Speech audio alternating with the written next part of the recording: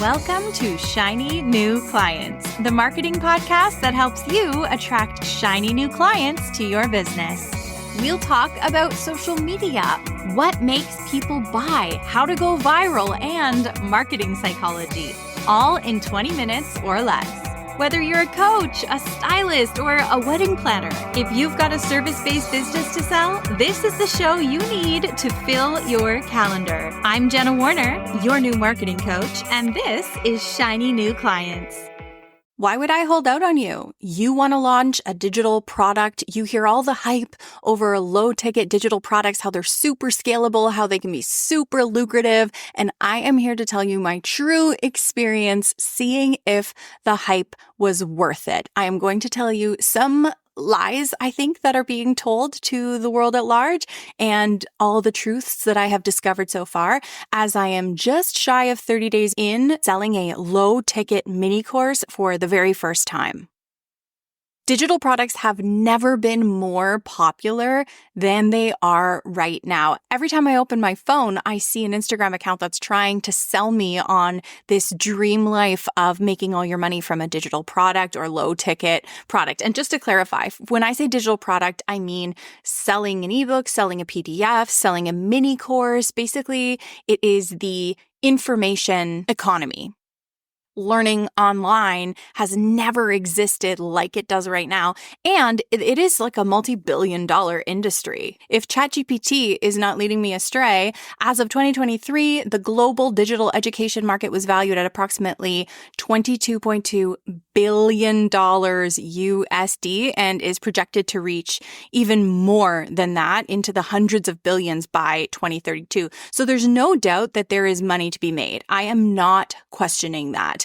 The part where I get, the part where I feel like a lot of people are being misled is when you are selling something low ticket, you need massive visibility to move the needle. You can charge one person $1,000 to make $1,000, or you can charge 50 people $20 to make $1,000.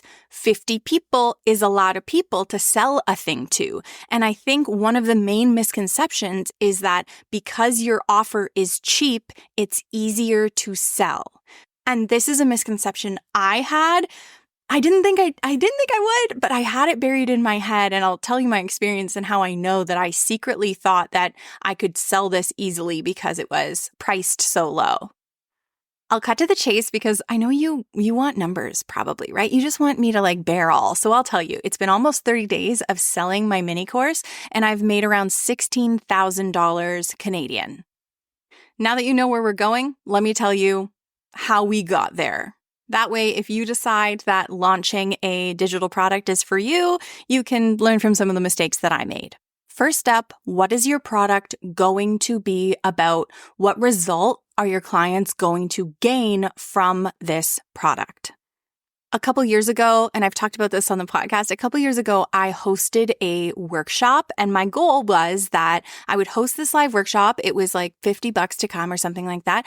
And that when people came, they would be sold on my higher ticket offer. So I would use this as a low ticket thing that gives them value in this live training, and then they would upsell into my program. One time I did this, I had 100% conversion. Everyone upsold into my program.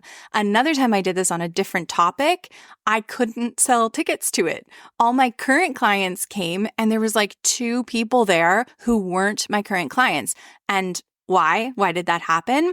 Because of the topic of the workshop. I had accidentally chosen a topic that my clients knew was important, but my leads didn't know was important. Okay? Stay with me here. You have the curse of knowledge, and so do your clients. So if your clients are telling you that they want something, but they're already educated, they've already worked with you, they already have an understanding of what's important, they're going to want different things than a cold audience wants. That cold audience is not at the same mental place as people who have already worked with you. So that was the mistake I made. I hosted this live training. My clients loved it. Strangers did not come, and I learned my lesson. So when it came to creating this new product, which is a mini course called Testimonials That Sell, I was highly aware of that.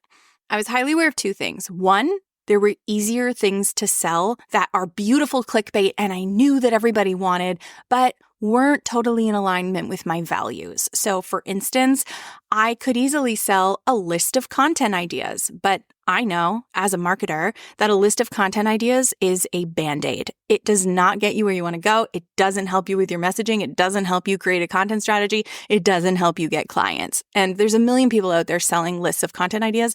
I get asked for lists of content ideas, but it's just not in line with my values or the strategy I teach. So that was out of the question. I know people want B-roll reel ideas. My coach had actually suggested this as a mini offer to give away B-roll reel ideas, maybe like 37 reels ideas for $37, something like that.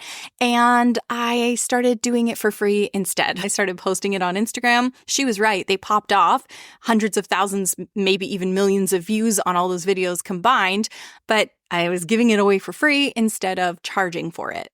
I spent probably a year trying to think of what to sell as a mini offer because I was really getting all up in my head about it. It's strategic to choose something that your ideal clients already know they want, and you have to cross-reference that with something that you know they need, something that is palatable to a wide audience. And I settled on teaching folks how to collect testimonials, how to store their testimonials, and how to use testimonials in their marketing, because I know that that is a pain point for anyone who's ever got a testimonial from a client and went, how do I use this? How do I show people this? You know, when you start learning about marketing, when you have your own business, you hear the word social proof and you're like, okay, I'm supposed to use social proof, but I have no idea how to use it. And then if you've ever collected more than one testimonial, maybe you have 10, the next problem is, how do I store these? How do I store them in a way that's useful? You end up with screenshots all over your phone, all of that. I have solutions for all of that. I've been in this game for a minute. So that's what I put together. It's not as sexy as B-roll ideas or content ideas. I knew that going into it, but I knew that it was something that my perfect ideal client needed. And I was really tempted to sell something with mass appeal, because I have a large following and you know, I saw those dollar signs lighting up in my eyes and I thought I could sell something with mass appeal that even appeals to product-based businesses and people who aren't my ideal client. But at the end of the day, my strategy was sell a mini offer, over deliver, give people so much that they trust me and that they're more likely to buy my high ticket offer. Like, full disclosure, that is the strategy here. I'm not afraid to say it. So I give away tremendously in testimonials that sell for $20. And then in a few months, we will look back at the metrics and see how many people from testimonials that sell converted into my higher touch program. So the topic is so important. And this goes for your offers. This even goes for freebies you're giving away and low ticket digital products. It needs to be something that your ideal client actually wants. And sometimes as the expert, you're going to want to give them what they need, but you need to start with what they want and what they know they need, especially if you're trying to sell something where you're going to need volume. You're going to need a lot of people to buy it in order to make money off of it. Here's my next learning. Conversion rates still apply to a low ticket offer.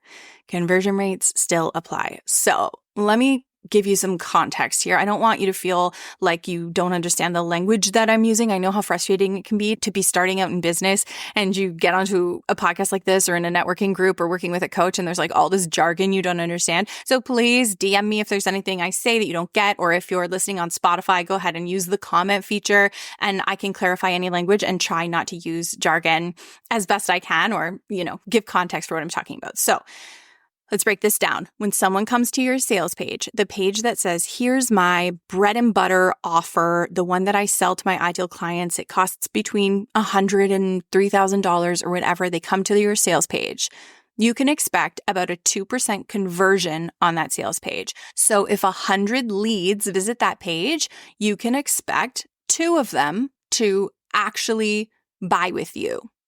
2%. not a very big number, right? And 2 to 5%, that's average. I mean, it's going to change across industries, but that's the conversion rate of a typical sales page. Remember when I said you can sell one person a $1,000 item or 50 people a $20 item to make $1,000? Conversion rates are why that matters. Because if the conversion rate on your sales page is 2% and you need to sell 50 of something, in order to make $1,000, you need 2,500 people to go to that sales page. If your ears glaze over when it comes to math, then let's just put it this way. If you need more people to buy something, you need way more people to get to the sales page for that thing. I thought when I started selling a $20 product that because it was so cheap and my audience was so warm and I have such a big following that people would spend $20 just to be like, okay, let's see what this is. I thought people would kind of gamble with that $20 that they wouldn't care as much. And my conversion rates are super crazy high, but I was talking to my ads manager and she said that is not the norm. And now I know, like, you still need to sell the heck out of a thing. Even if you have a freebie, a lead magnet, an opt-in on your page, you still need to sell the heck out of that thing. And that's free. And you still need to sell people on it. We have a template in Magic Marketing Machine called Sell Your Freebie, where we'll help you sell the heck out of your freebie to grow your email list. But basically, you need so much traffic to be making money off of something that is low ticket. And when I was a solopreneur and I was a social media manager all on my own, I would rather have one-to-one connections with people and land a $1,000 client than try and figure out how to get 2,500 people to a sales page. And that's where I feel like there's a little bit of misinformation going out there, because you'll see Instagram posts from people that are like, if only everyone realized that if you sold 50 $20 products, you'd have $1,000. And it's so easy. I'm like, okay, it's not 50 people, it's 2,500 people. I'm going to tone down the attitude and continue talking here about some of the other things I learned that you can apply if you decide to go this route of selling a digital product. Remember how I said your people need to be aware that they need a thing? Of course you remember, I said it 15 times. I actually had one of the bullets on my sales page of things you get inside testimonials that sell. I realized people didn't realize they need.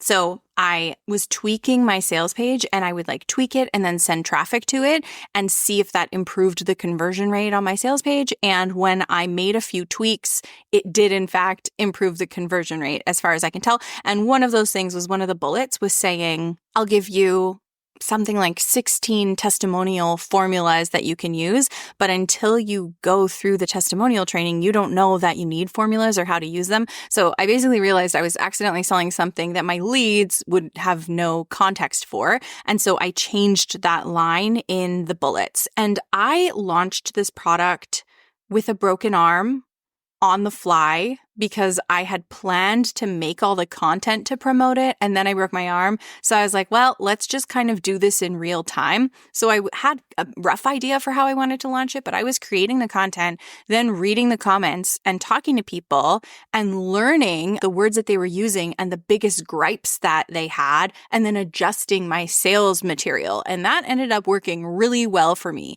So for instance, this product tells you how to use testimonials in your marketing, but that wasn't one of the main things that I was leaning into when I was selling it to people. And then as I talked to my followers and in DMs and in comment sections, I discovered one of the biggest complaints people have is they don't know how to use testimonials. So I was like, oh, okay, well, I'll promote that element of the course more, knowing that's what people care about. And so give them what they want. Every post I made, I felt like I was getting clearer and clearer on telling people what was in the program and giving them what they want and the elements that they want in the program. Really trying to sell people what they want, sell them what they know that they need.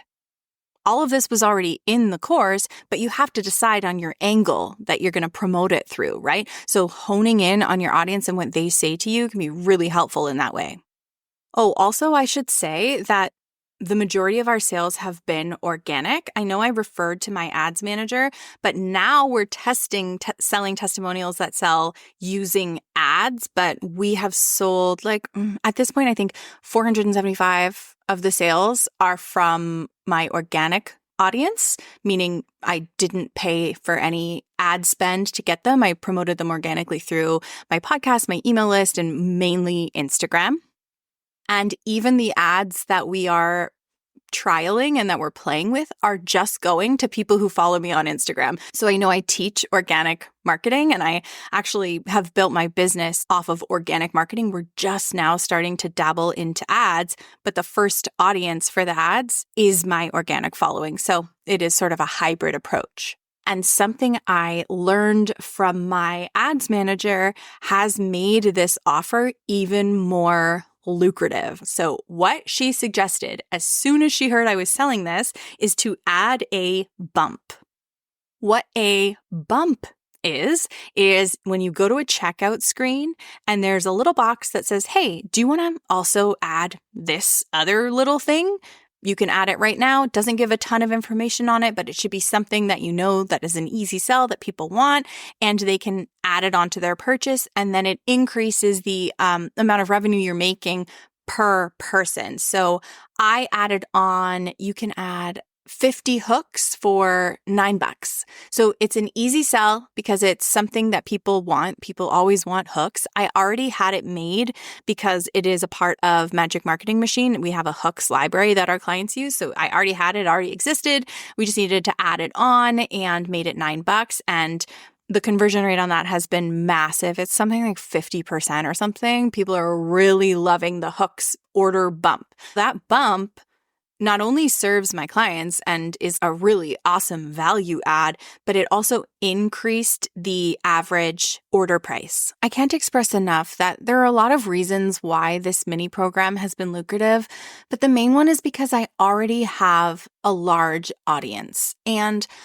you do not need a large audience to grow a service-based business. With the service-based business, your price point is probably, between $100 and a few thousand, especially if you're selling like a course, if you're selling packages, if you're selling coaching, anything like that. So you need smaller numbers in order to make a good amount of money in a business like that. I worry about you. I worry about the people who are going to create a $20 product and expect to become millionaires when you don't have the visibility that it takes to make those numbers add up fast. And I don't want to dissuade you from hosting an experiment either. Absolutely host an experiment. You could create this offer, do some research, promote it, set up your checkout cart, and try it. You could do that in just a couple of weeks, right? And I want you to experiment and I want you to play. I just don't want folks to be disillusioned, especially when you already have a service-based business with so much potential if you just knew how to market it and use some strategies to get butts in seats, if you will, to get clients coming in the door with that thing that's already there, that's already got so much potential. Because I'm only a month into this journey, I will tell you more later. If you're interested in hearing more, I will create another episode maybe when I'm 6 months into this game, when we've tried a few other things, when we see if people are moving from the testimonials that sell offer into Magic Marketing Machine. I'm on a learning journey here as well. And I think it's cool to be able to just bear all, I don't need to gatekeep any of this information. I'm happy to answer any questions. I'm pretty transparent in general.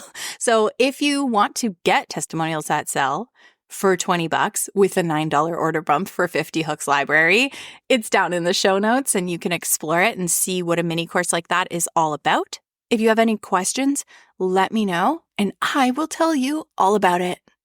Meantime, I'll see you in the next episode.